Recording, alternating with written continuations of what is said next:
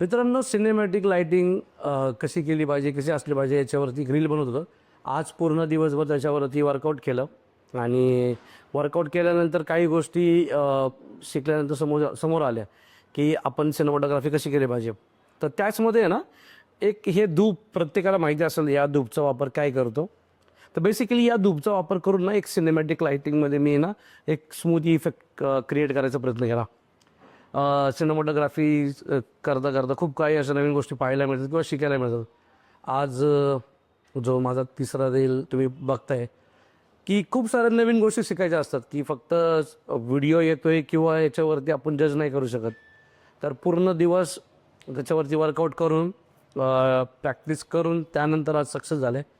So आज खूप खुश आहे आणि आजचा दिवस असा आपण संपवलेला आहे.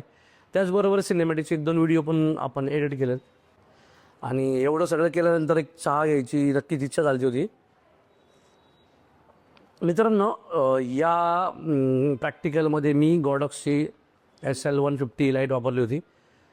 गॉडॉक्स तुम्हाला माहिती आहे ब्रँड कसा आहे. त्याचा वापर करून मी तो लाईट इफेक्ट केला आणि त्याचबरोबर इवन फ्रंटलासुद्धा माझ्याकडे लिटिमॉन्स 200 लाईट होती बाय कलरमध्ये. सो मी जेव्हा सिनेमॅटोग्राफी किंवा लाईटिंग करतो त्यामध्ये मी गॉडॉक्सचा जास्त वापर करत असतो.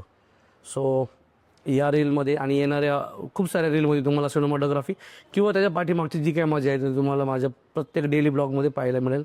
आणि असंच सपोर्ट करत राहा. धन्यवाद.